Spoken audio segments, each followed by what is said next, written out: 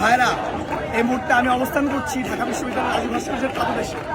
আপনারা জানেন যে ছাত্র শ্রমিক জনতা সবাই কাঁধে কাঁধ মিলিয়ে হাতে হাত রেখে স্বৈরাচারকে তার গদি থেকে উৎখাত করেছে। কিন্তু অত্যন্ত আফসোসের সাথে জানাচ্ছি যে স্বৈরাচারের দোষরা কিন্তু এখনো তাদের নিজ নিজ জায়গায় বহাল রয়েছে, যার জন্য দেখা যাচ্ছে বাংলাদেশের বিভিন্ন স্থানে কাউন্টার কু করার একটা বৃথা চেষ্টা করা হচ্ছে, যার জন্য কিন্তু বাংলাদেশের নাম বহির্বিশ্বে নষ্ট হচ্ছে। বাংলাদেশকে বাঁচানোর দায়িত্ব আপনার আমার সবার। আমি আমার সকল বিশ্ববিদ্যালয়ের সকল ভাই বোনকে অনুরোধ করব, আপনারা রাস্তায় নামুন।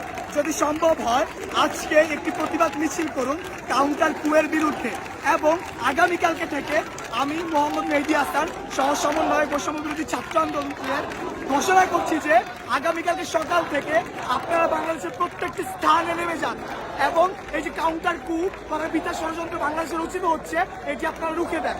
এবং আমি বিশ্বাস করি ছাত্র শ্রমিক জনতা মিলে স্বৈরাচারকে সরাইতে পারছে। ছাত্র শ্রমিক জনতা আবার মিলে স্বৈরাচারের দোষর যারা রয়েছে, যারা বাংলাদেশের নাম নষ্ট করতে চাচ্ছে, তাদেরকে সরাই দিতে পারবে। ধন্যবাদ। আপনারা যত সম্ভব দ্রুত মাঝে নেমে পড়ুন।